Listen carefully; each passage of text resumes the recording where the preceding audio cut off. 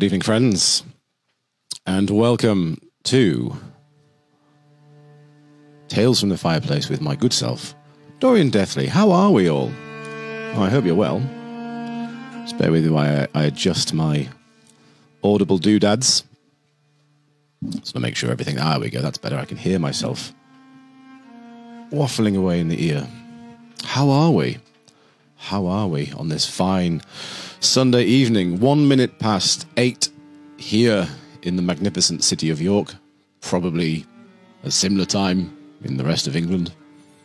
Almost certainly different times throughout the world. Sign off in the comments. Let us know where you're from. We've spotted a sort of Los Angeles, did Mrs. Deathley say. Speaking of Mrs. Deathley, here she is.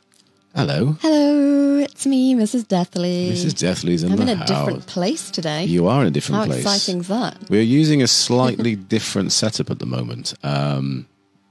Tinkering away. There's nothing wrong. Sometimes you just need to adjust your doodads in the final moment to make sure they're alive and well. Oh, God, no, I look really close up in that picture, don't I? You got very close, but yeah, you were sort of, your snoot was right. Hollywood, Minnesota, Essex. Wow. Wolverhampton. This is fantastic. This is ridiculous. As if people are watching this from Hollywood. Please, the film rights are available. Please do get in touch. Wow, look at all those comments going in. Leicester, London, North Wales, Doncaster. North Wales. Double clap. Double clap lands for Massachusetts. What time is it where people are? 3:03 in Ohio. Not in the morning, I hope, Kim Tim. Go to bed if so. Go to bed if it's 3 in the morning. That's a scandal. Thank you for joining us at that time, if it is 3. Hello from the other side of York. Nicola Carling wins for geographical closeness. One day someone's going to be like, hello from under the table. And that'll be the end of it. County Durham, Hello Derby, from outside your door. Kingston on Hull, Norwich, Norfolk. This is very exciting. Look at all these wonderful people. Sheffield, Hull, my bedroom. Not my bedroom, though, I hope. Not as glossy as Leicester. Give us Richard III back. I'll never stop making that joke. Never, ever, ever, ever, ever, ever, ever. From Grimsby, home of the best, second best fish and chips in the world. Scarborough being the best, I think. So how are you, Mrs. D? Hi, does it? Gosh, I haven't seen you for a while. No, not for at least 4 minutes. Where are you tonight? I'm staring at the back of your head at the moment. So we had this thing when we first started doing these. Someone pointed out that we had the camera set up in a strange way. So Mrs. D used to sit over there, but now she's sat over there. So if I look at Mrs. D and Mrs. D looks at me, look at me. That's so confusing because we're both looking in the wrong direction. Look at you tonight. So we're just not going to look at each other tonight. We're just going to talk to each other, but perhaps ignore each other. I'll leave you to it, Mrs. D. We'll come back to you in a little while. Okay. So tonight we are going to be sharing some magnificent stories with you, some live happenings, some experiences that have been sent in to us. The audience special that we did was such a hit with everybody that we decided to sort of do another one because in the aftermath of doing the last audience special, so many people sent us stories that we suddenly find ourselves inundated with them again. And we will be telling a great number of them. If we do not get to yours tonight, don't worry. It's in a pile. We've just got to keep on going. We've just got to keep getting through them. We mixed in a few of the... I'm saying a lot tonight. I'm saying I'm in mode. I'll try and knock the ums out of the park. I'm not a fan of a good but there was one right straight away. We'll be talking about something called pareidolia. Now, I'm probably going to pronounce that wrong because this is actually quite new to me. Now, we've talked about a few supernatural phenomenon in the... God, I'm going to hear every single that I make tonight. We're going to talk about a few supernatural phenomenon during the shows over the years. We've talked about, over the months, I should say, we've talked about doppelgangers and vulgars and apparitions, supernatural natures, things like that. This is something new to me. This is pareidolia is a tendency for incorrect perception of a stimulus as an object, a pattern, or meaning known to the observer. This is where you see something like a face in a cloud, or you see the face of a long dead uncle in a slice of burnt toast. Abstract patterns, maybe you hear weird messages in music. That's the whole thing. That's pareidolia. That is the art of seeing something when there may or may not be something there. There may be something there. And it's something I've actually started saying on my tour. We'll talk about that a little bit tonight. I've just done the third weekend of running my brand new live walking tour, and I'm having an absolutely wonderful time. And if there's anybody watching tonight who has joined me for a tour, say hello in the comments. There's someone posted up a photo of their dog earlier, and I have this little rule written in the frequently asked questions. If you bring a small, adorable dog on my ghost walk, I will attempt to haggle with you for it in an effort to take it home. And we will be talking about the tours a little bit later on. Phenomenon. But yes, it's been great fun. It's been great fun indeed. Sorry, so there's a weird noise to the right of me then. I don't know what that was. Nothing to the... There's a bookshelf to the right of me and something... Did you hear that? Your phone was buzzing, Doz. Was my phone buzzing? Yeah, your phone buzzed a few times. Pareidolia. Pareidolia is the tendency for the incorrect perception of a stimulus. There you go. It just happened to me. Because we're sat in this old, creepy basement. I've got the spooky music playing in the ear. Then there's a weird noise to my right. And I'm immediately thrown by it. Pareidolia is the tendency or the correct perception. That's the thing. We'll be talking about it a little bit tonight. A few stories that got sent over. This has just sort of happened organically. There's a few stories that got sent over that have wonderfully connected back into something that happened to my... Not me, this one. I know I've had a few instances in my life that I can kind of echo back to, but this is something that happened to a friend of mine back in the late 1990s, and it was genuinely one of the most horrifying things that I have ever heard of. Be it true or be it not. But that's what I was getting. My point is, so that's why I got distracted. I was trying to think my circular point. Timing in with the pareidolia, one thing I've been saying at the beginning of the tours, now it's like an opening line, obviously it's adapting and it's changing. I've started saying, will I see a ghost? That's a question I'm often asked. People often ask me, will I see a ghost? And the answer is, probably not. But I can tell you where to look. And this is going to happen, as it did with the tour that I did before, in the place that shall not be named. I started to hit on certain phrases, didn't I, Mrs. D? You did. So I started hitting on, coming back over to you now, started hitting on certain terms and lines of dialogue, and they stuck forever. Like some of the awful puns that I do, like Poultrygeist and Offal and The Body Shop, etc. The ones that literally get a physical groan. I've now started saying, the one thing I do guarantee you tonight is you may not see a ghost, but I do guarantee you will leave tonight having heard 5 of the worst puns you have ever heard. And I ask people to shout and cheer out the number when they hear them. So last night, for the first time, I did it, and someone shouted out 1 as I made the first pun, and that was very satisfying. I was like, well, there you go. That's validation for my slightly midlife career choices. Very good fun indeed. But yes, the stories that have been sent in tonight have come from various sources. We have a new intern working with us, don't we? Daphne Deathly. Yes. Do you want to tell us a little bit about Daphne? Because I've not met Daphne yet, and you found her in a bin somewhere. That was a bit weird. Looking at you, I'm so sorry. I can't. Yeah. So Daphne, I found her hiding out in the cinema. Oh. In York, actually. She just turned up and said, I'm a Deathly. And it turns out she's another one of the family that we just didn't know about. No, there's loads of them out there. Now she's helping us. She's helping us find some little stories. Find some more stories, yeah. So yeah.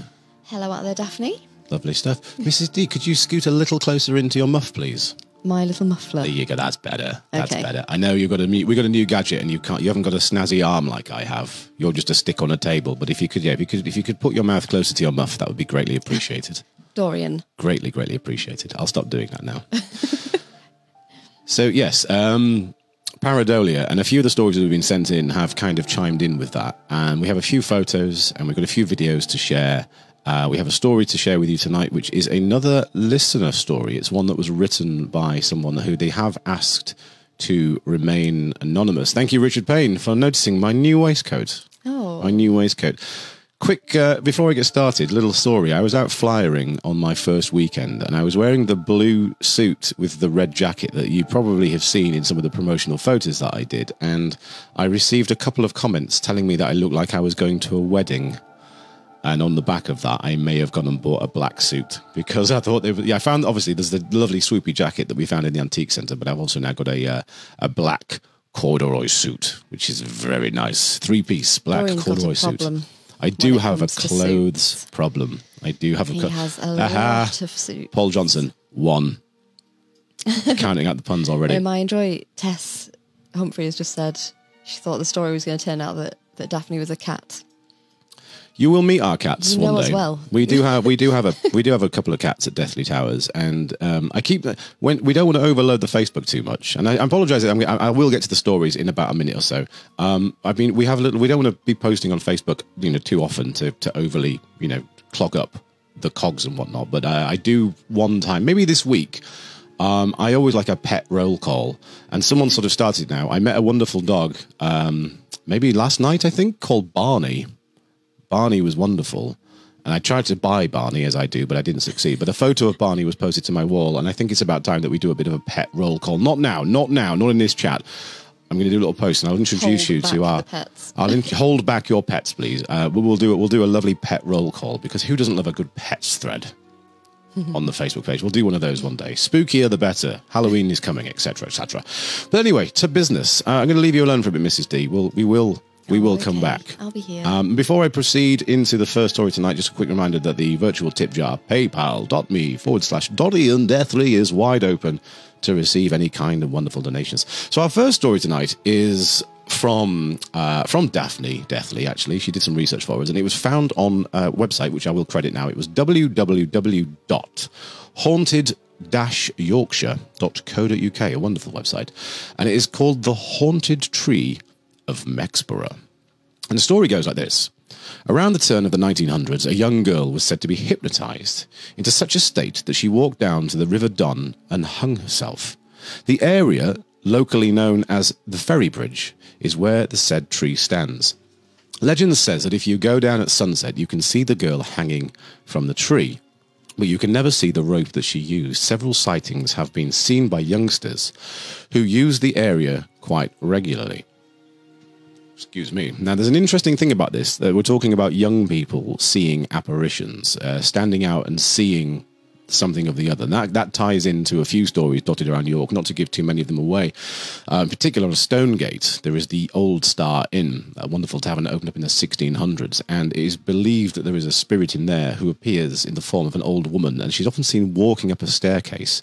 The interesting thing is it's only young children who can see her. It's never grown-ups. The young children that see her say that they feel compelled to follow her, but they never have. Or at least if they have, we just don't know about it. Something slightly more sinister has happened, and it's been, scrubbed from record. A Haunted Yorkshire visitor sent us this picture, and we do have a picture of the tree right here. There you go. After seeing a report on the haunted tree, they remembered a photo they'd taken on their mobile phone while out walking a dog in 2009. They claim they caught the blurred image of the hanging girl. There you go.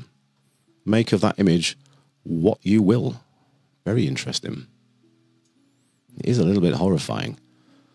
Can you see the face? I can't. Oh, yeah. Ooh. Right?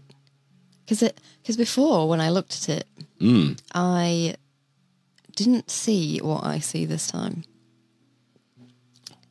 It's one of those ones where if you look at it and then you turn away and then you look back at it again, you see more and more and more. And again, you can argue it's a slow Pareidolia. It's pareidolia. You could argue that it is a slow exposure photograph, and it's a shifting of the tree as the lens is panned across quickly. It's left two images there.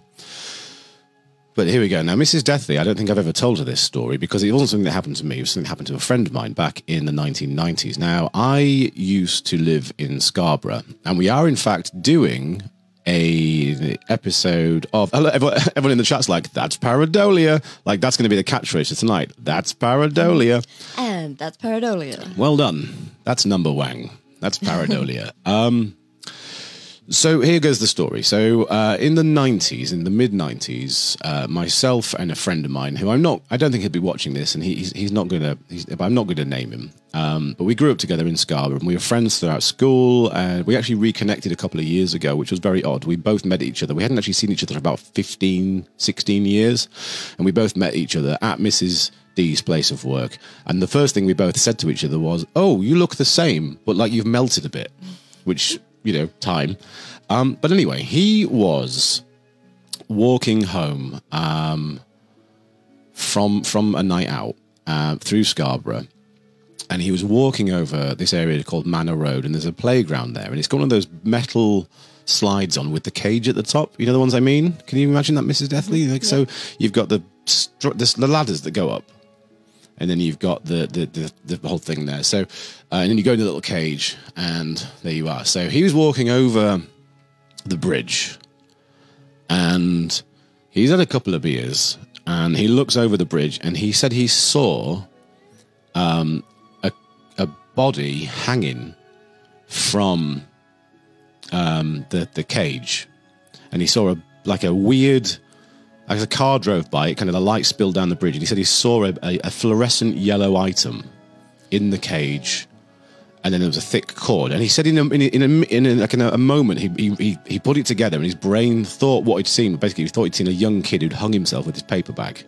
So you remember, like, when paper boys would go out? I mean, I'm not that old, but I'm just saying, like, when I used to have a paper round in the early 90s, we would get a big fluorescent yellow bag that was waterproof with the black strap, very thick, very heavy, bulky thing. And it looked to him like clear as day. He climbed down the hill and he ran towards it, and he could see it. He could see it. He said it wasn't to the point where he actually went to grab hold of this kid's legs to lift him up that he just fell. Like, it went straight through, and he looked up, and there was nothing there. And he was hysterical. And this is 1997, 98. So there were no mobile phones. We couldn't film it, go live on Facebook, send a WhatsApp to his friends. He was literally suddenly sat in the rain, in a playground in pitch black, having seen this thing. And anyway, he got home, and like the next day we met, and he told us about it. And I think it was his dad or his gran overheard what had happened. And I believe we were both away at university at the time, so we weren't living in Scarborough. And she told us how about a year previously, a young kid had tried to hang himself around that area, but wasn't successful, thankfully. Like, he was found. But that's how weird is that? How strange is that? And that I don't know why. I hadn't thought about that for months, years. And when I read the story about the haunted tree in Mexborough, about how younger people say that if you go down at sunset, you can see the girl hanging from the tree. Mm-hmm. It brought it all back to me. It just brought it all back to me. Scarborough, possibly as haunted and as horrible as York. Yeah, there you go. Sorry, but how do you feel about that, Mrs. Not as beautiful, though. Not as beautiful. I'm sorry that I brought that into your life. That's a creepy story, actually. Yeah. I love... Whoa. Craig Thompson says a young lad hanged himself from that slide when I was at school. Oh. Craig Thompson, I believe, is from Scarborough, so not far from Gallows Close, says David Simcox. There's meant to be a hanging ghost in Dean Ghost. Oh, see? How old is it? Yeah, it's all coming out now. I love it. I love it, but I also hate it in equal measure. Hate to love it. Hate to love it. All right, we're going to move on. This is a personal encounter that was sent in by Alan Smith. Alan and I have chatted a few times on Facebook. He's hopefully going to... I know his family are joining me for a tour shortly. I don't think it's already happened. I hope not. I don't think so. Time has been You hope not. Time has lost meaning, because otherwise I feel very rude. But no, I'm sure we would have had a chat, because we've been chatting on Facebook. But here we go. So Alan, personal encounter. Alan Smith wrote to me about the Darklow tunnels. The Drakelow. So the Drakelow, the Darklow is a better name. Should change it. The Drakelow tunnels are a former underground military complex beneath the Blake's Hall estate north of Kidderminster, covering 280,000 square feet with a total length of around 3.5 to 4 miles. They were originally built as a Second World War shadow factory and were developed during the Cold War to be a fallback government centre. Now, Alan writes the following. Drakelow tunnels are just as described. They are indeed tunnels, but these tunnels, all 3.5 miles of them, while being underground, are actually at road level. They are tunnels because they were dug out from under a huge sandstone hill to enable rover engineering staff to work safely and away from prying eyes as they engineered items for aircraft construction prior to World War II. Now, I do actually, somewhere around here, just bear with me, I have a photograph of the outside of Drakelow tunnels. Ah, there it is. It should be just there. So that there is the road leading up to it. And once you get inside, it looks a little bit like this. There you go. Now that's somewhere I'd love to explore. With a heavy clang, the outer metal tunnel's access door is closed. This is the sound that signifies the outside world is now cut off from those who have entered into the depths and the darkness of Drakelow. That's why I said Darklow. The depths and the darkness of Drakelow. It is the sound that turns the dusky hillside shadows into utter darkness. Once you are inside the tunnels, light is no more and darkness becomes king.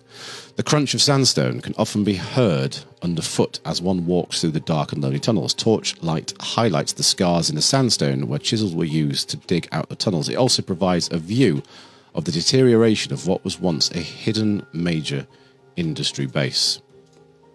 Stepping into the darkness is like stepping into the unknown. One has a sense of trepidation for what may lay ahead, and because of that sense of wariness, one feels the shivers of the unknown surround you in whatever form that may take.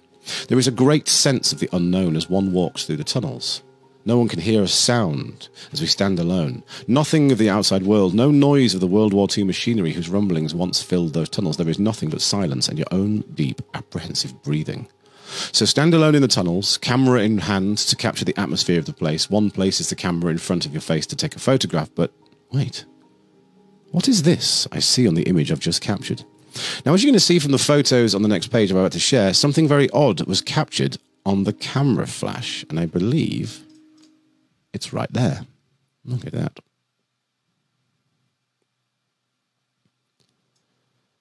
So Alan writes, could this be dust or sand?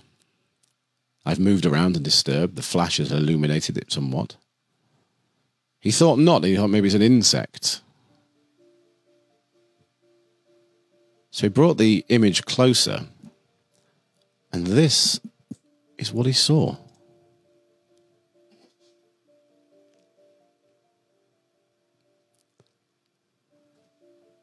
So it is very odd.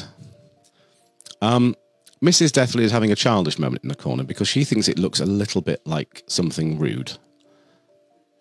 I think it looks a little bit like... Do you remember those toys you could get that you would turn them inside out and they would go, and they would sit on your table and eventually they'd go pop and they'd fly up? No? You don't remember those? Yes, I do remember. You do remember those. Yeah. Get your mind out the gutter, Sorry, Mrs. I had to turn my Deathley. microphone off. I didn't want to.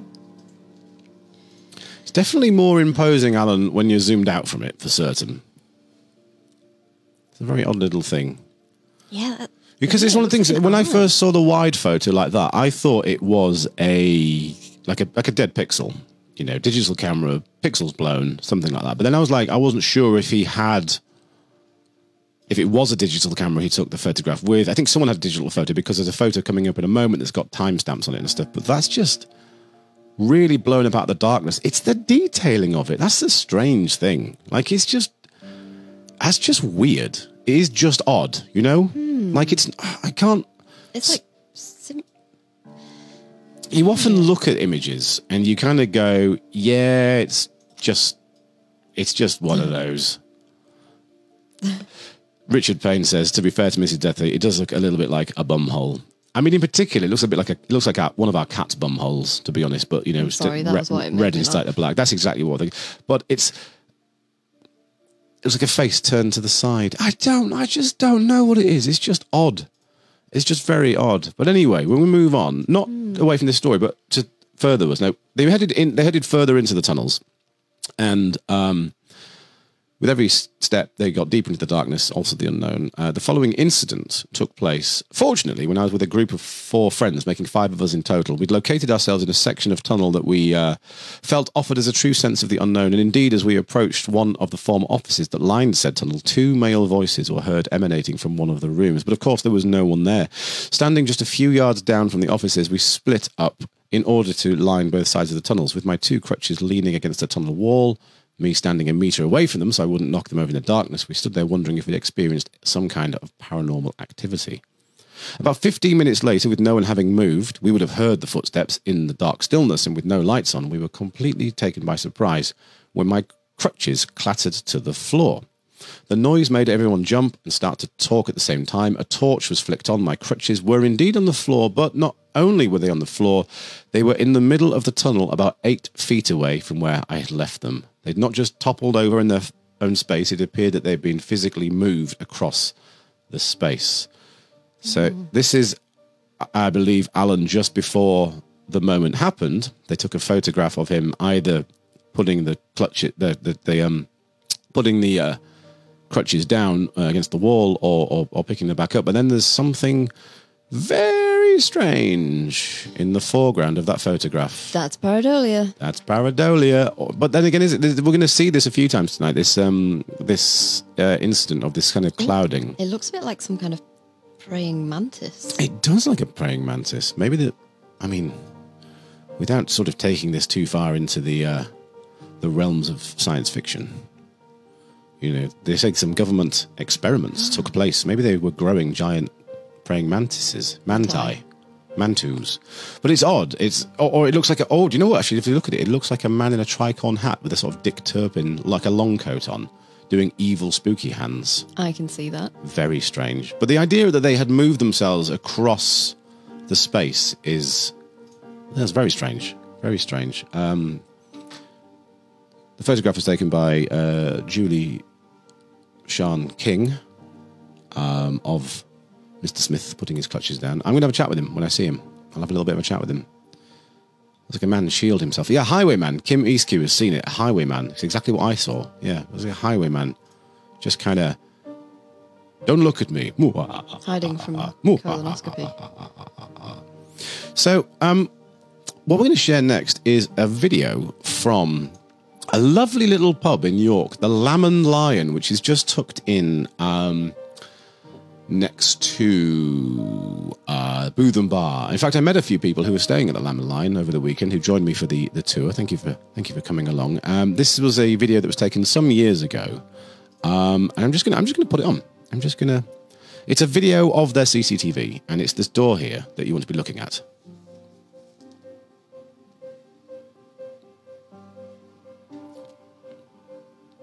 There's a member of staff there, working away, clearing the tables, and then, just in the doorway... Nope. Now, this became a whole thing. There were news articles written about this. People got very talkative about it. I've actually gone in a little bit closer here on the door as it happens. Apologies for the shaky video. But I think it looks like someone wearing a cape. It looks like a long dress. The older fashioned. It's got you can see that it's got the colour around the bottom to separate it, which was a style that would have been very popular in York a while ago.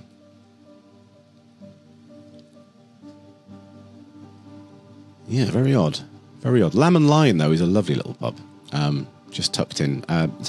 You said it sort of dates back hundreds of years, but there was it burnt down in the 1700s. Had to be restored. Oh, yeah, that's a weird one. This was a Daffer's find. This was, by the way. Was this Daphne who found this one for us? Oh, good work, Daphne. Good work, Daphne. That's a good one. There's a video from. Forgive me. I'll try and. I've not made a note where we got it from. Mrs. D, in fact, maybe you could find that on our Facebook page. It was posted on our Facebook page as a visitor post or something like that. I think if you go into the community tab, you'll be able to find it. But we're going to talk about that a little bit later on. Not the Lamb and Lion video, the second video that we're going to see. But yeah, interesting. Looks like a lady sweeping. That's what a lot of people said. It looks like a child wearing a long dress or a cape, or someone having a little bit of a sweep. Very interesting. Very interesting. Not my favourite pub video from York. My favourite one's still been the Shambles Tavern one, when all that stuff jettisons itself. My immediate thought was that it is video CCTV, and it looks like it's been a tape that's been reused. Like a recycled tape. So you can see something from before. But why would someone have been wearing a cape? The thing is, as well, I don't think that people still use tapes for CCTV. Like, when was the last time someone who's actually using? Because most CCTV systems now are hard drives. Yeah, that's true. Like, I don't think for a while people have been. I think it's been a long time since people have had cassettes, like DV tapes or VHS tapes, hundreds of them archive and then constantly. It could be. But it's an interesting one. But Very, either way. very strange indeed. Yeah. Very strange. So we're going to move on now. This is a story sent in, a first-hand incident set in by Zephyr Bowden. Yes, this is the first-hand one. It's the next one that's a sort of second-hand one. This was something that happened, and it's simply entitled Humpty Dumpty. Humpty Dumpty. So Zephyr writes, true story from when I was around 10 in my childhood home. I was in my room and I couldn't sleep. And without warning, I felt like I was being watched. I thought I was just overtired and scaring myself as I used to be, terrified of the dark. But I felt frozen in place as I was facing the wall. Now, for context, my bed was in an alcove, tucked away, and I readied myself to scan the room. So I was convincing myself, before I turned over and went to sleep, that it was just fear getting to me. I felt that, and I talk about that in my tour, don't I? I talk about the power of the imagination.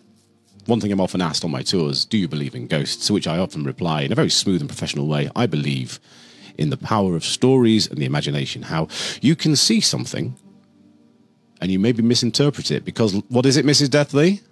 That's pareidolia. Thank you very much. However, I turned over and out of the corner of my eye I saw a figure. It was strange as it was on the top of the curtain pole of the window. I could not stop staring. I will always remember noticing that the shadow was inky black and like no shadow I'd ever seen before. It was the shape of a cathedral gargoyle. Now, the most obvious thing, though, was that it had piercing red eyes. I was paralysed. After what felt like hours, I ran out of my room and woke up my brother who was sleeping down the hall. He was 7 at the time. But I needed him to tell me that I wasn't going mad and that he could see something too. He walked in, he looked up above the curtains and it was still there. We sat on my bed and I asked him to look at the shadow and tell me what he could see. His younger brother replied, "It looks like Humpty Dumpty," the nursery rhyme character, and then giggled. A child giggling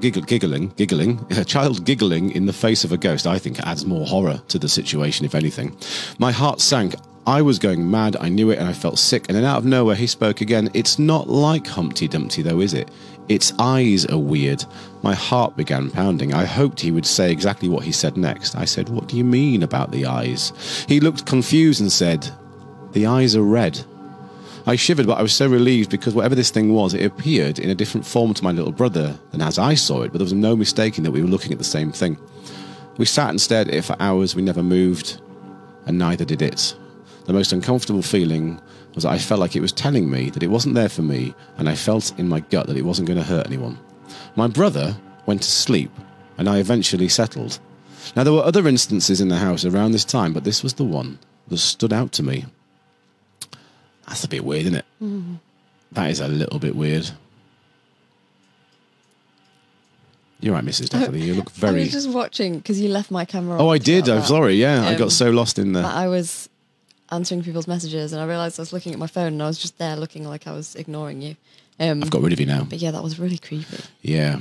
Also, my reactions are hilarious. Yeah, just doing the fears in the eyes. It reminds me, coming back to you, of when I grew up. I grew up in this big semi-detached house in Scarborough, and we're putting together the Haunted Scarborough show at the moment, and there's no way we're not going to get up to where I used to live because it's too out of the way, and also once we get up there we're like, well, now what do we talk about? But I've mentioned on the show a few times that I lived in this house that had the big bay window, and they would walk past. There would be a spirit that walked past there. Actually, that reminds me, Mrs. D, we are missing someone's story tonight. Yeah. You know who? Can you dig it out and send it to me, will please? do. That'd be much appreciated. Sorry about that. Just correcting some live errors. If you just send it as a message over, I'll be able to pick it up on this end. The magic of live theatre-y things. But yes, this house had a big bay window, and we would all see this shadow walk past the bay window, and it's how we would preempt people coming to the door. And my dad told me recently that there was a capped-off well in the park next to our house. It's currently surrounded by a small stone hut, still visible to this day, and it's very likely that the monks that used the well back in the medieval times would have walked straight past our bay window. And the weird thing was, more often than not, after a while, it was only myself and my younger brother that would see it. And then as I got a bit older, I stopped seeing it and he carried on seeing it. So it's almost like there's a cap-off point. There's a point where you lose some kind of perception. There's a point where your brain kind of evolves to such a level that you no longer see those things that are out there. Very strange. Very strange. So yes, just before we proceed into the story time, I've got a story here that I'm going to read to you that was sent to me by someone very close to me. So this was actually sent in by my own dad. He's got his years wrong a little bit, because he said around 1970, when I was tiny, that would make me 50 years old, Dad, for the record. I'm not quite there yet, mate. He said he got the job of rewiring a house at the top of Holgate. It's a big 4-story house. He went in and he was like going back in time. There's one thing, actually I've noticed this, when I actually apprenticed with my dad as an electrician when I was younger, and it wasn't for me, but I had some great adventures of going into these weird little places, and you get a sort of a look into people's worlds. You know, you go into these undisturbed little pockets that people live in. The owner met up with me to explain what was needed, and he made it clear that he didn't want certain things moving. There were rooms that he didn't want anything to be disturbed in. It was all very weird. Everything in there was like 30, 40 years old. Now, he lived in the Crown Hotel, but he came down every morning at 11 o'clock, stayed for an hour, playing a lovely old grand piano, and then he left. So my dad started at the top, as normal, got all the lighting cables in, and around 4 p.m. he was sat on his own in the loft space, making the connections, and he became aware that it got really chilly, and he heard these rustling noises. I span around, but there was nothing there. This carried on until I got to the master bedroom. It had been locked, and the guy let me in, and then he told me a story of his life. He got married in the 1930s. He actually had the reception at the Crown Hotel, went back to the house with his wife. As she was getting ready, she collapsed. They rushed her to hospital, where she died at 11 the next morning. He stayed at the Crown after that. He couldn't stay in the house that they owned. Her wedding dress was actually still on the chair where she put it all those years ago. Like nothing had moved for decades. Shoes were under the dresser. And my dad was given very strict instructions not to move anything, which, when you're rewiring a house, is incredibly difficult. Anyway, he was working in the room and he could feel this very strong presence. Things started moving, not a lot, but very subtle. The brush on the dresser, a book fell off the bedside table, noises and cold drafts. So my dad, obviously wired in the same way that I am, or vice versa, rather than running out the house and screaming, shutting down and refusing to acknowledge what was going on, he sat down and he spoke to her like she was really there. He said, "I'm really sorry to be in your room. I've heard what happened to you. I need to do my work, but I'm going to be very, very careful not to move or to touch anything. But I have to do it for your husband, who's still here." He asked her if she'd understand that what he was doing was necessary and for the good of the man that she loved. And just like that, it stopped.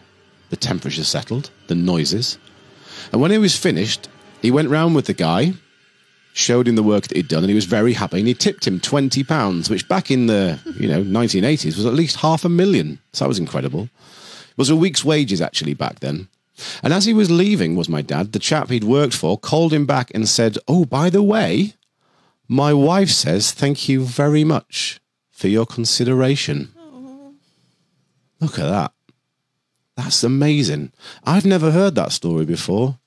But yeah, my dad sent it to us a couple of weeks ago, but obviously we've had such a hectic time that because it came through to Mrs. D's personal Facebook rather than the page, I apologise, skipped it a couple of times. We just hadn't quite caught it, had we? We hadn't caught it. And it's a shame because it's a fantastic story. So lovely. It's so lovely. And the heartbreak of that as well, to get married and for her to pass away like the next morning is just devastating. And you probably all of you know, because I mention it all the time, but I am a firm believer in speaking out loud to the people that I think are in the buildings. Mm-hmm. Mm-hmm. Well, that's something we're going to talk about in a little while, because obviously when you go to your old building, which was a cinema back in the 1930s, if you feel there's like a presence in there, you will often just kind of make yourself known to it, won't you? Every morning. You're like, morning, stop that. Please don't mess with me today. Please leave that alone. Sad. Very good indeed. I'll probably cry. Did I leave you on the camera for the whole thing again there? Yes, I do apologise. This is a new setup that I've got. I'm getting a little bit confused by it. There we go. Anyway, I'll take you off now because it's story time. It's a brand new story. Premiering here on the Deathly Dark Tales from the Fireplace. Now, this was one that was sent in to us, and like the last episode, they've asked to be left anonymous, which I think is a shame. It's a very good story. It's a bit more modern than ones that we usually read out loud, but I really enjoyed it, so I've decided that you're going to enjoy it too. So here we go. Life seemed to be taking a really positive turn for the better for me. After passing my final SEMA exams and finally becoming a chartered accountant, I'd finally plucked up the courage to dump my deadbeat alcoholic of a boyfriend and move into my own place. Now, it may have been a battered 2-room apartment in the middle of a city, but it was mine, and I was proud of that. But all good things must come to an end, as I found out 2 weeks ago.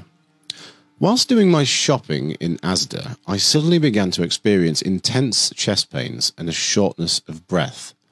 The next thing I remember was waking in a hospital feeling completely out of it. It turned out, all the times before I'd been ignoring what felt like nothing than indigestion, I'd been unknowingly battling coronary heart disease. The searing pain in my chest remained, but in a very different manner. My memory of what happened next is hazy due to strong medication, but it transpired that I'd been out cold for days in a medically induced coma. It turned out that I'd cheated death by the skin of my teeth. Having this unknown and therefore untreated condition, it had progressed past the point where anything could be done about it, and I'd had to be rushed in for an emergency heart transplant. There'd been nothing available, no compatible replacement. If that had remained the case, my last moments would have been spent comparing tinned pies. Now, the next 12 days were a complete rollercoaster. I spent half my time unbelievably happy, my dance with the Reaper giving me a whole new outlook on the beauty of life. The other half, however, was boredom like I'd never known. When my highs wore off, I wanted nothing more than to hurry up and recover so I could get back on with my life. Visiting hours were limited. Often my mum would make the journey to come and keep me company, but that only kept the boredom at bay for a couple of hours at most. Now, at the end of my first week, I had a man I'd never met before come to pay me a visit. He introduced himself to me as Jeff Anderson, and he was the father of the woman whose untimely death had saved my life. Beth. He told me all about her, how she was a young woman who would only have been 2 years older than myself. She'd also been a maths graduate with hopes to become an accountant. Unfortunately, after an abusive university relationship, she dedicated her life to helping women who survived similar abuse, putting her heart and soul into every single day. He told me about her kind and loving nature, but you wouldn't have guessed it if you heard the gangster rap she blared out on a regular basis. On the same day I had collapsed, she'd been in a car crash and unfortunately did not survive, but being an organ donor, her heart now lived on through me. It was upon hearing Jeff say this that I decided once I fully recovered, I would make sure her legacy also did. At the end of the 12 days, I was deemed fit enough to go home. They handed me enough prescribed painkillers to kill a horse and several packs of immunosuppressants, and I was sent on my way. I may have been deemed fit enough to look after myself, but I was not fit for much else, so my days were primarily consisted of sleeping and watching Netflix in bed. On my first night home, 4 days ago, I awoke from a drug-fueled slumber with a sudden feeling of dread, and I saw a young woman sitting on a chair, silently staring at me. She was around my age, blonde. She wore a t-shirt with Biggie Smalls on, ripped jeans, black Converse. I'd never seen this girl before in my life, and yet I instantly knew who she was. She was Beth. Seeing her, I felt a mixture of emotions. I felt safe and reassured by her presence, while also feeling an inexplicable sense of dread. I was in too much pain to move or attempt to run, so I stayed in bed, reassuring myself that this was some waking nightmare induced by painkillers. She never moved or spoke. She just sat and stared. This happened for the next 2 nights, and each night I felt more and more comfortable around her. Until last night. This time was very different. When I awoke, she was floating directly above me. Her eyes were filled with anger and hatred. She was screeching at me to get out. And trust me when I say she didn't have to tell me twice. I only made it as far as the corridor before I collapsed due to the sheer pain I was in. My t-shirt was soaked in blood from a wound reopening in a rush. Luckily, my neighbour at the end of the hall was woken by my sobs. She came to see what the commotion was. I tried to tell her the story as best as I could, but I was exhausted and in sheer agony. She took me into her apartment, helped me clean up, let me stay over. I hoped that I wouldn't see Beth again, that night, or ever again. But sure enough, after being woken up by an unexplained banging at the end of the corridor, there she was. This time, she stood blocking the door, the only door out of my room. I didn't know what to do. I was totally paralysed in fear to the extent that I couldn't even muster the strength to cry out for help. Even though I had felt able to run again, where could I go without going through her? All I could do was stare, listening to the noises of traffic and sirens outside, the movement of the early risers inside for what felt like an eternity, until the sun rose and I unwillingly succumbed to my exhaustion. As much as I appreciated my neighbour's kindness, I couldn't burden her for much longer. So as soon as I woke up, I made my way back down the corridor to my own place, dreading another encounter with Beth. Panic ensued when I returned to my door, wide open. Did I really leave it open in a panic? Upon entering, I did encounter another person, but not Beth as I expected. It was a police officer. It turns out I didn't leave my door open, but rather I'd been broken into while out. The officer was reluctant to disclose details, but after plenty of pushing by myself, eventually he told me what happened. The news of my heart transplant had made it into a local newspaper, and it turned out that my ex-boyfriend had seen it. We hadn't spoke since I left him, but it turns out he hadn't taken it well at all. Using small details from the article, he'd been able to track me down, and he'd come round last night while he was drunk. I asked the officer how long he expected him to be charged for, breaking and entering. But after a long pause, he uttered something that made my blood chill far more than any encounter that Beth had caused. My ex was not being tried for breaking and entering, but for attempted murder. He hadn't come to try to reconnect with me, but he'd rather brought with him a range of the sharpest knives he could find. In 2 weeks' time, I had cheated death twice, and on both occasions, I had Beth to thank. Even after death, she was helping young women with abusive relationships by getting me out of there before he turned up. And I now knew completely what her dad had meant when he said that she'd put her heart into protecting others. Such a great story. Wonderfully written.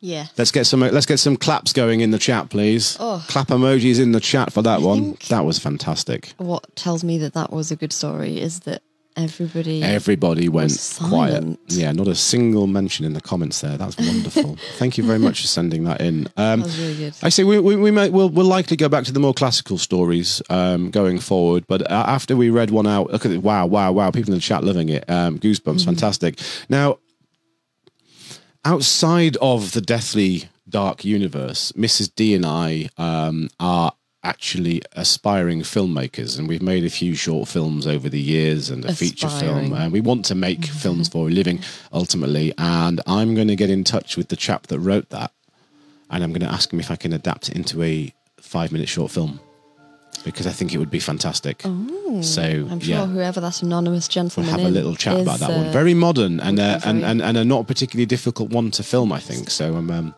yeah. Thank you very much. Thank you. So I'm going to move on now to Alex Casterton, personal encounter, but second-hand personal encounter. This is Dad and Nan encounters.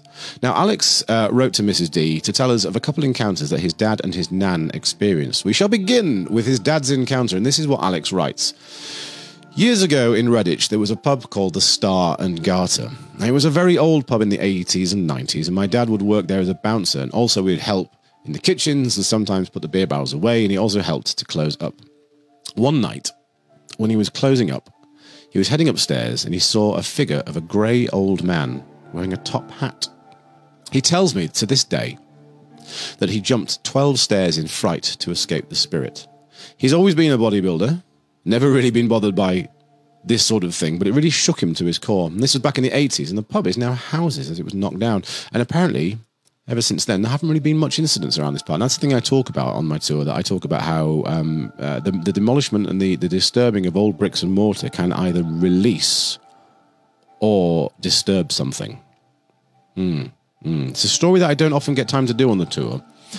About the old tenement housing and the woman that lived there. I think I've done it a couple of times on the live stream tours.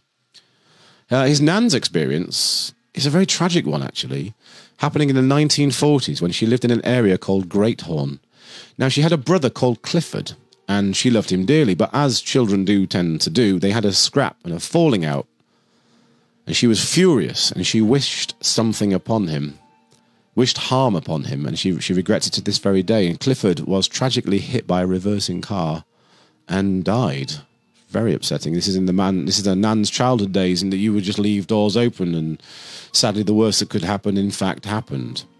And sometime later she said that she saw her brother's spirit return home and broke down in relief and went and woke up her mother and father, but they couldn't see him, even though she still could. So apparently she was looking at this spirit, and they couldn't see him. But they reassured her, telling her that her brother had returned home and that she shouldn't be blaming herself for what happened. Children, of course, have strange imaginations, and they can lay blame for the strangest and oddest things. They believed what his nan had seen, but they didn't witness the apparition themselves. And his nan, actually, Alex's nan still tells him this story to this very day. But again, that's coming back into it, isn't it? That we said earlier on, Mrs. D, about spirits often being sighted by younger children. Mm-hmm. Younger children, now maybe they have a different view of the world, if that makes sense.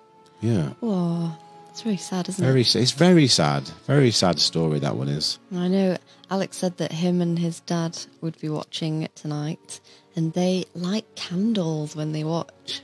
Oh, and a couple of people have said that, actually. Burning away.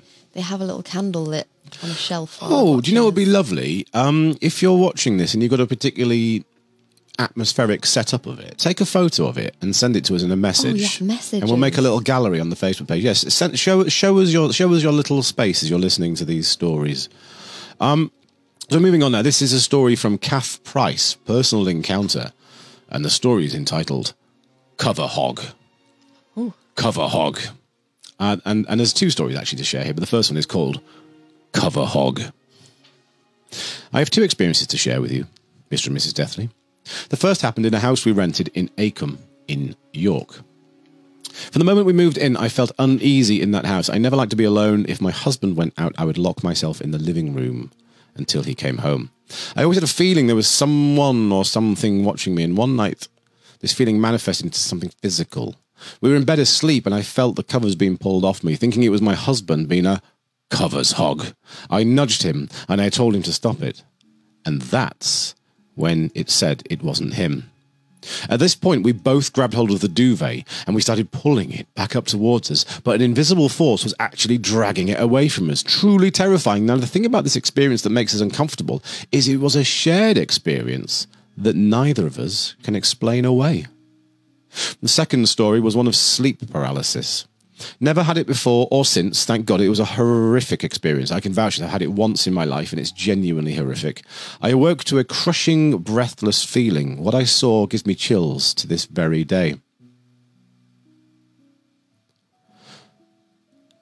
I had what can only be described as a large black horned creature sitting on my chest. I started to move towards my face, leaning in, crushing my chest even more. I turned my face towards my husband, who was asleep next to me. Now, I could feel the creature's warm breath on my cheek, with tears streaming down my face. I tried to shout for my husband in a desperate attempt for help, but nothing came out. I tried to move my arms to reach for him, and nothing happened. And then, just like that, it was over.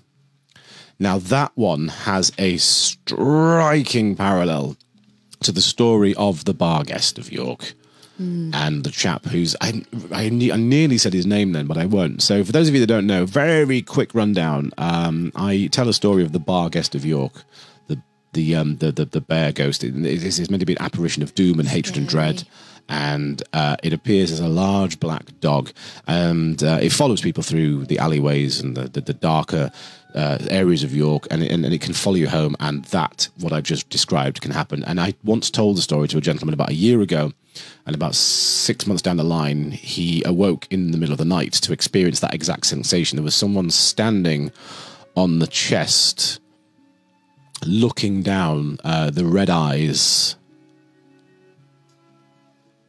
and he actually had a heart attack and nearly died, but thankfully he didn't, because obviously he got in touch with me. And unless he did die and then got in touch with me, which adds a whole new layer to the story. He told me he's coming to York to do a tour in a few months' time when, you know, the restrictions, because obviously because he's had a pacemaker fitted and he's changed his entire diet and everything, he's going to wait until the situation that we're currently living in resolves itself somewhat. Hopefully, you know, half a year from now, it'll be a bit safer for him to come out and whatnot. But yeah, if he comes on the tour and then I'm the only one that can see him, I'll have an entirely new story to tell you about. So that's exciting. Oh, Mrs. Deathley's got her hand up in the sky, like very polite. Hello, sir. Yes. I just wanted to let you know, David Husen in the comments has said, with regards to children being more sensitive to the other, it makes you question what imaginary friends could be. Shut up, David Husen. How dare you? How dare you say that? Oh, well, that's not good, is it? I think What it's time have you done? What have you done, sir? Time to move on. This next video, did you find that post on Facebook that I mentioned to you? The community post? No. You couldn't find it. Okay. It's a new Facebook layout. The views, it's very odd, isn't it? But this is a video that someone shared on our Facebook, and I'm just going to let it loop round. I think it's a plantation house in America. Actually, while it's looping, let me see, because obviously I found it earlier on. Let me see if I can find it. Oh, but it's just something there around the door, which is a little bit strange. Oh, like... It's very similar to the Lamb and Lion video that we could see. Actually, Daphne sent me a couple of videos. Ah, here we go, found it. So this... no, look at them, white socks and black shoes. So this was... it's the Myrtles Plantation in St. Francisville, US of A. And it was shot in 2018. I videoed a room last night. They say this room is the most psychic activity because the ghosts are the most active here. At the bottom of the staircase, you can see feet and legs walking by. And I've gone a little bit closer in as well. Also, there's a shadow Very top peculiar. left at the start of the video. Yeah, someone who shared this. Somebody actually shared this on our Facebook wall, which was very much appreciated. It was shared by Faye Adams Derry, and it was filmed by a chap called Alan Turner.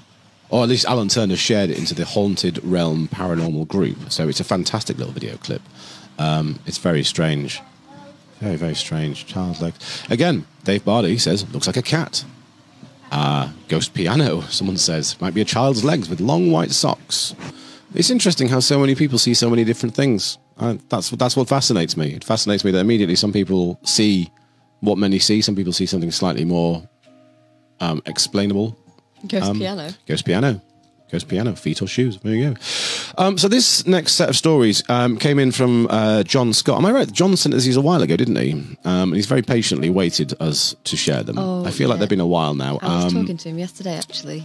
And there's a number of stories here, and I'm very excited to share these with you because they come from they're based in one of my favourite settings, which is an old theatre. And that's something I'm really trying to get into. I'm trying to get us into either the Theatre Royal or the Opera House in York to do an after-hours walkabout. I'm pursuing a few links that I've got for one of our live tour videos because I love old theatres. I worked as an actor for 15 years, or at least I attempted to, with varying levels of success. And one thing I loved was... Who said that? What did you say? Hollyoaks. Hollyoaks. Leave that alone. Let's moving on. There was a wonderful... There's a wonderful serenity that comes from sitting in an old theatre late at night on your own. Like after the performances is done and you're waiting to everyone to kind of get ready. And I was always quite quick at getting out the changing rooms, and I'd sit down and you sat in the massive auditorium on your own. It's fantastic. There's something about it that just cannot be explained. And of course, with all the old theatres tends to come a wonderful set of stories, including these ones. So these are set from this is the Beverley Playhouse. And the history of the Beverley Playhouse was that it was originally the Beverley Corn Exchange, and then it was the Beverley Picture Playhouse, and now it's Brown's Department Store. And John Scott writes the following. These may not be terrifying for a lot of people, but they are all 100% true. I haven't embellished or made up any details. I have not added anything that wasn't there. If asked, I always say that I do not believe in ghosts. Fair enough. Now, it was an old animal feed warehouse converted into a small cinema in 1911 by a man named Ernest Simmons. He had this old world charm. The colour scheme was called Blood and Custard. Oh. Red curtains and yellow highlights of the paintwork. It had a single screen, a very old projector, and a close-knit team of people willing to work in the old dusty place. Now, I do actually have a little photo of the inside of the Beverley Playhouse right there. Now, as the projectionist, it was my job to take the film apart on Wednesday nights to put the next film together on Thursdays. This meant that I was alone in the cinema quite a lot and late at night. It was always completely alone.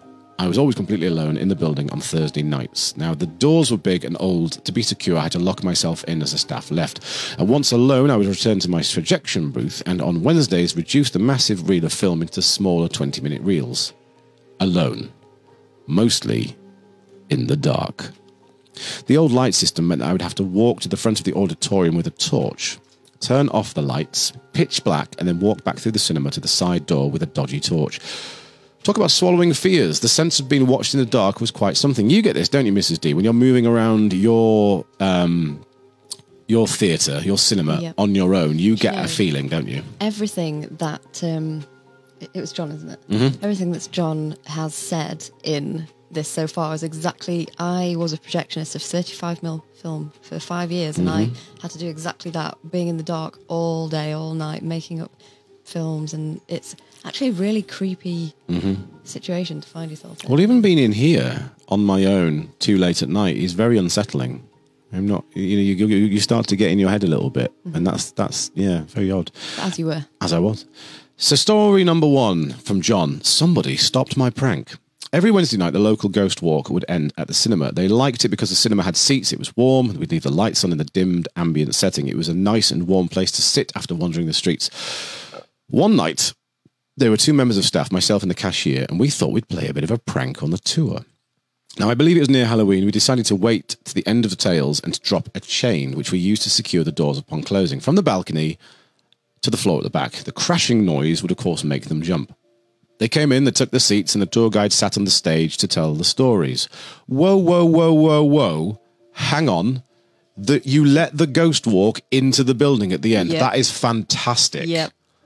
Oh, my gosh. If anyone's watching this from York and you're going to... yes, please. Oh, my goodness. So they came in, they took their seats. My colleague dimmed... Sorry, I'm still excited about that. My colleague dimmed the lights and sat with the group roughly 30 feet from the dimmer switch. I would crouch in the back of the cinema about 10 to 12 feet above the wooden floor to the rear seats of the cinema. As the last tale ended, I got ready to drop the chain. I looked over to the barrier to see their reaction. And as I raised my arm, I watched the group sat in comfort, and suddenly the lights went out. And I'm left in the dark. And I halted my silly joke, and I watched as my colleague, 3 rows from the front and 30 feet from the light switch, turned on his torch to run and hurry to the trip switches.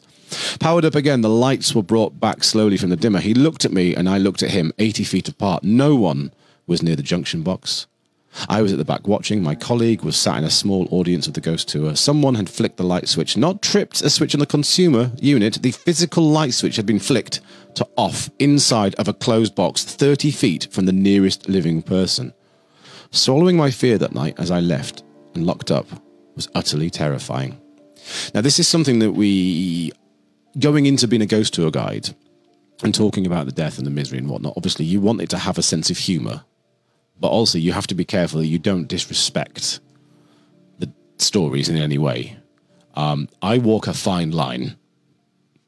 What I don't do is I don't employ gimmicks. I tell stories in a light-hearted manner, but I don't do the gimmicks. Obviously, something in there just thought this whole thing was, you're going to cheapen it. This tour guide's working hard. If you drop that chain, not having it. It's weird. Very odd. I think you'll find we might know who it was that turned the switch off as you carry on. Very good. So story number 2, brown trousers. In the projection booth with the noise, the heat, it was oppressive. It had a fan to blow cooler air in, but you could do nothing about the noise.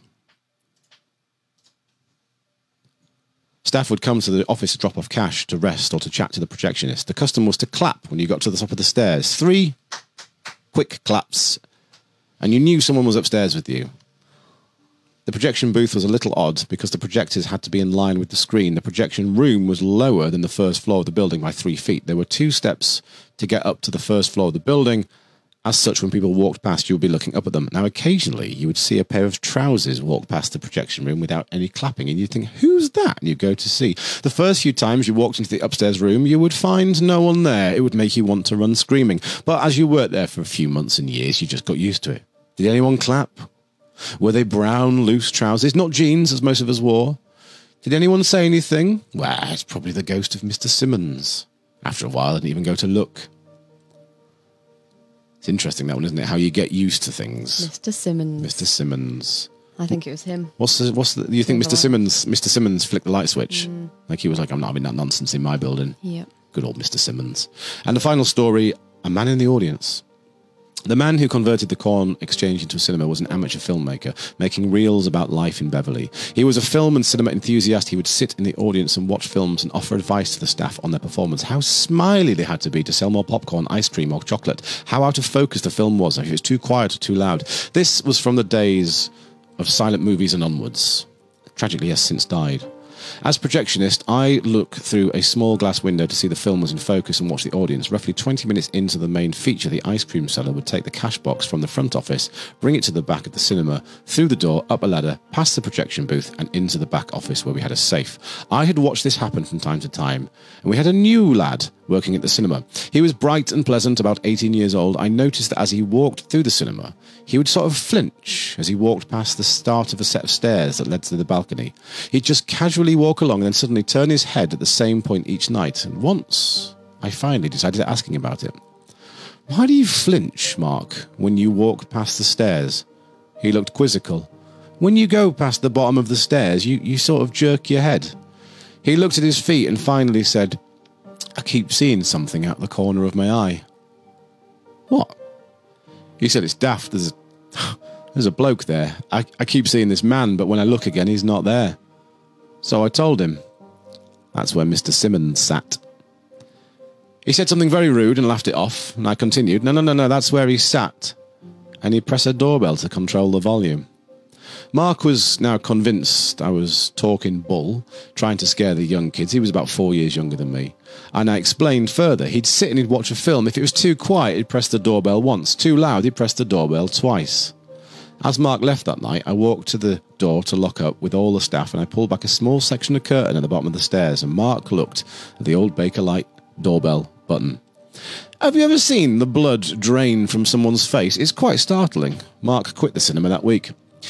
Today, the building is a department store shop, and I have found it hard to visit as it was being renovated and converted. For someone who's cleaned and polished the seats, emptied ashtrays, and mended torn curtains, it was too hard to see the internal demolition.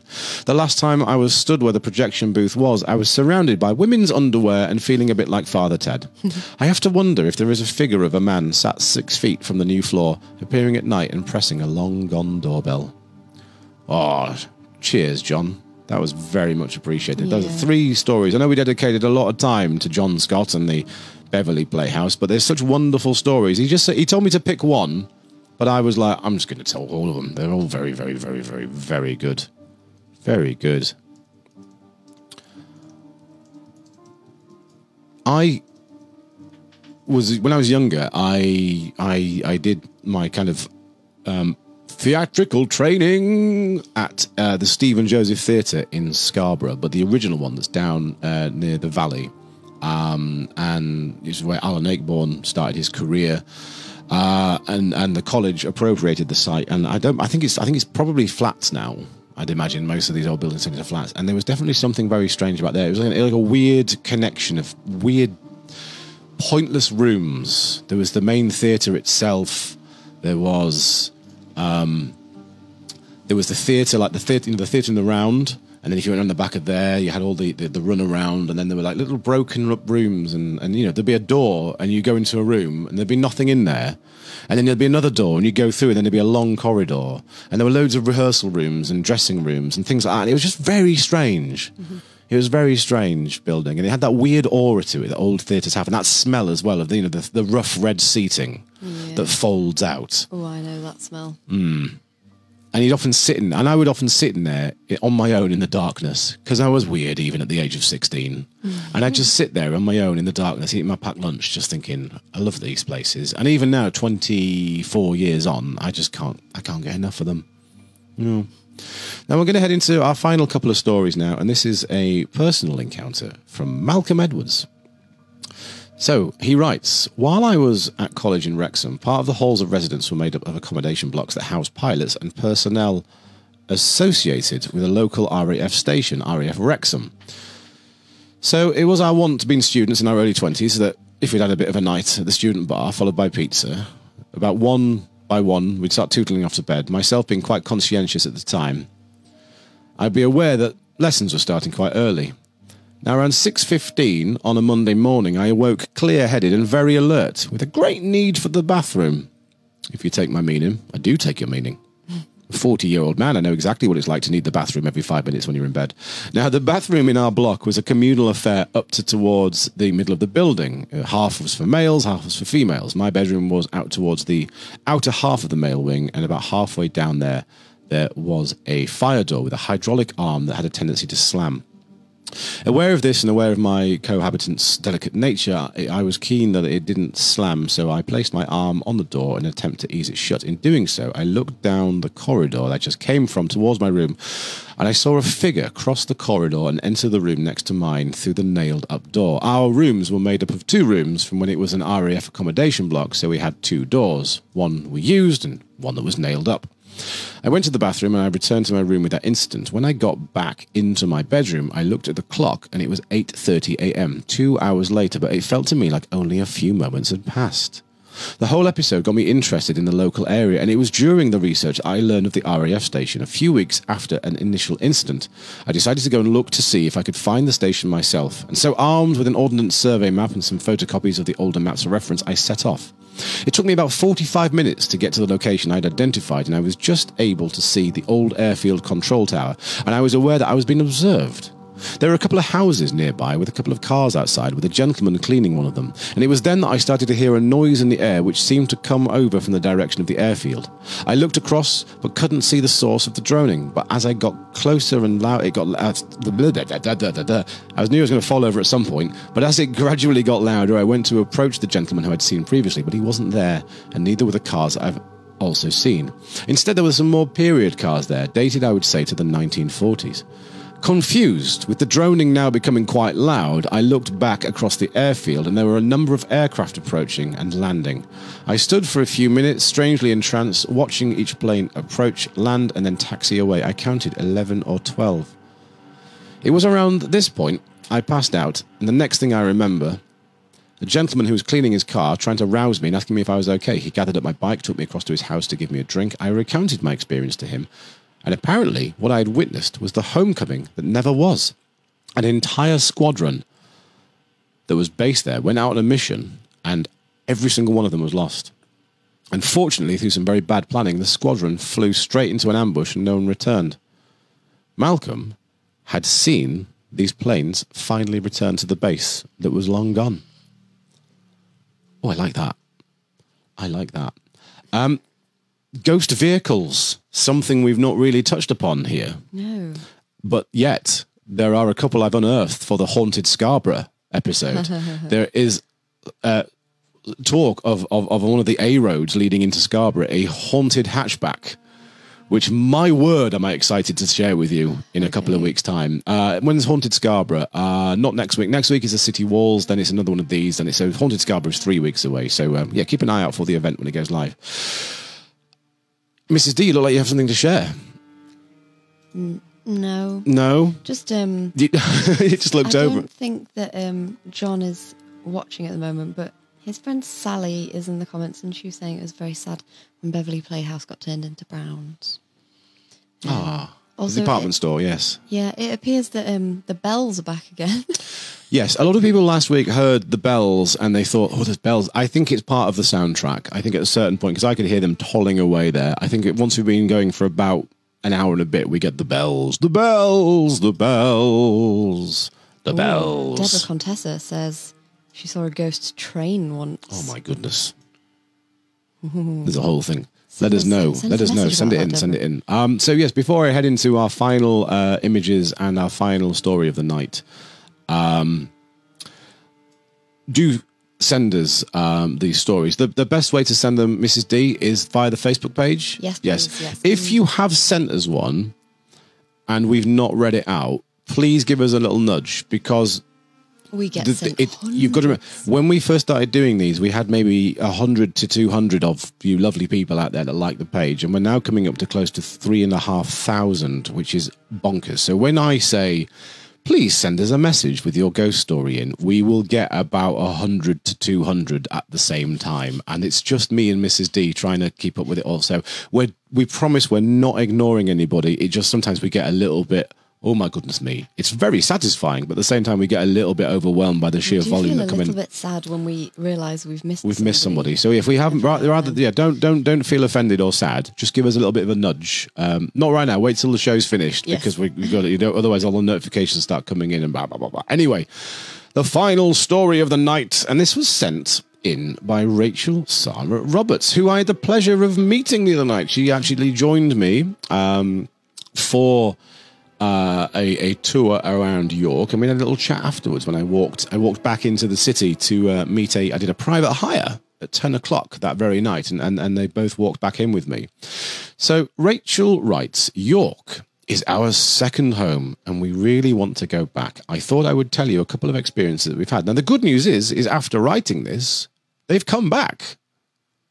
They were in York over the weekend and did a tour with me. So one was in the Golden Fleece one lunchtime. If you don't know, the Golden Fleece is a lovely pub on pavement at the bottom of the Shambles that opened in 1503 and is believed to be one of the most haunted pubs in all of the city, the country, the entire continent.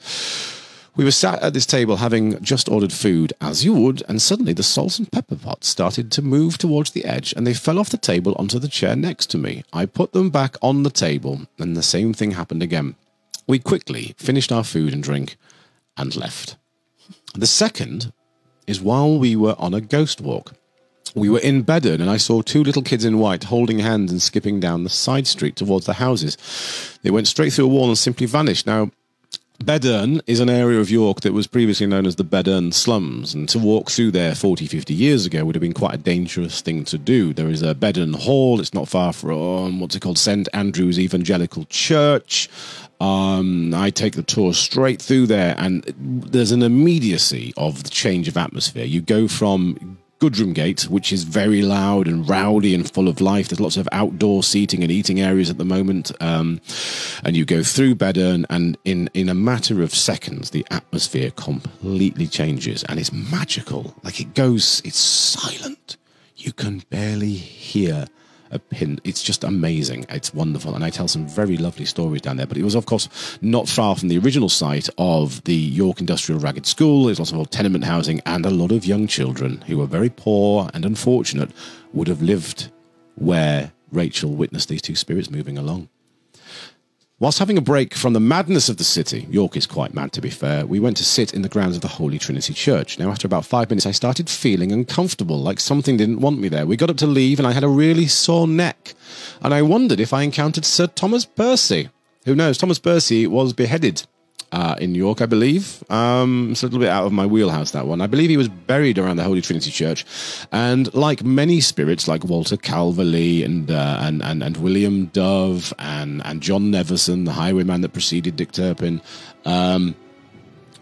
he's often seen wandering around where he was buried, because obviously the records of burials weren't particularly good back then, so they do have a little bit of a wander around to see what was what.